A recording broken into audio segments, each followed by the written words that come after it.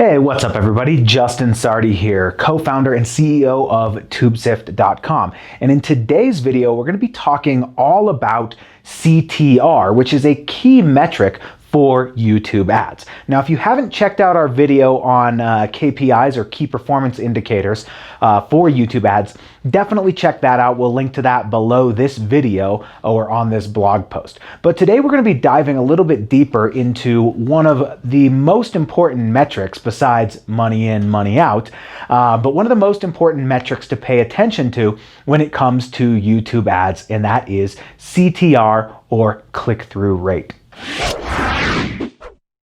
So what exactly is click-through rate? Well, it can be a little bit confusing at times, and in this video I'm going to be breaking down exactly what it is, how it's calculated, and what benchmark you should be shooting for when it comes to click-through rate. So let's jump right in, and first things first, what is CTR? Well, CTR stands for click-through rate, and it's basically a number that Google Ads calculates for you based on the number of times your ad has been shown versus the number of people that click on your link on your ad. Now, obviously, with these types of ads, in-stream ads specifically, we're trying to drive traffic off of YouTube to a landing page, a sales page, a squeeze page, whatever it might be. We're trying to get people off of YouTube onto our website. And that's the ultimate goal, is to convert them from there. But first things first, you have to get them off of YouTube after seeing your ad, which is why click-through rate is such an important metric. Now, the way that it works, it's basically impressions, number of clicks divided by impressions. So let's say we have 100 impressions and we got 1 click. Well, that is a 1% click-through rate, or a 1% CTR, right? Now, it gets a little bit confusing because with YouTube ads, you're not actually paying for impressions most of the time. You can pay for impressions, but for the most part, you don't pay for impressions, you pay for views. So you would think they'd base it off of views, but they don't. They actually base it off of number of impressions versus number of clicks, and that's how you get that number. So a good number for a click-through rate is bare minimum, I like to shoot for 1% click-through rate. Now, obviously, higher is better because the more people that are clicking your ad per impression, the cheaper, or even per views, right? The cheaper your cost per click is going to be. So the more people that click your ad, the better, right? So a 1% click-through rate is the bare minimum that I like to shoot for. Obviously, more is better, but 1% bare minimum. If you're getting less than 1% click-through rate, it usually tells you that your ad copy or your actual video itself needs a little bit of work. And that's where I like to start. You can always check out our blog post on diagnosing problems with your ad or like your whole funnel. We have a whole blog post on that that's definitely worth giving a check or giving a look.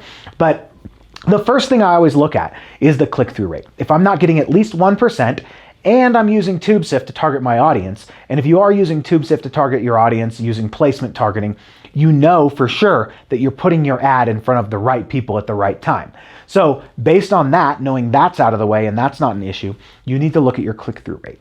Now, if your click-through rate is not at least 1%, it means that your ad is not resonating with your audience. And from there, you can kind of go down the funnel and figure out what's going on. But we have a whole nother blog post on that, and you can check that out after this one, and I'll link to that below as well. But bare minimum, like I said, you want a 1% click-through rate, and that's basically impressions versus views. Now, I technically like to shoot for at least 2%, or personally like to shoot for at least 2%, sometimes higher. I've seen ads with as high as like a 6% click-through rate. And when you can really nail your messaging, that is when you will be able to get that higher click-through rate. Now, we have a few different blog posts and case studies as well that you can check out. We'll link to those below. One of those is a Squatty Potty case study. We're talking all about how to use our scripting guide and how that ties into some of the best performing ads on YouTube. But ultimately, if you can nail your messaging and nail your targeting, you are going to have a high click-through rate, which is ultimately going to result in a higher ROI for your campaigns. So that is all I have for this video. That is CTR. If there's anything else you'd like us to cover, feel free to email us at support@tubesift.com, or you can click on the live chat in on blog.tubesift.com. We've got that there for you.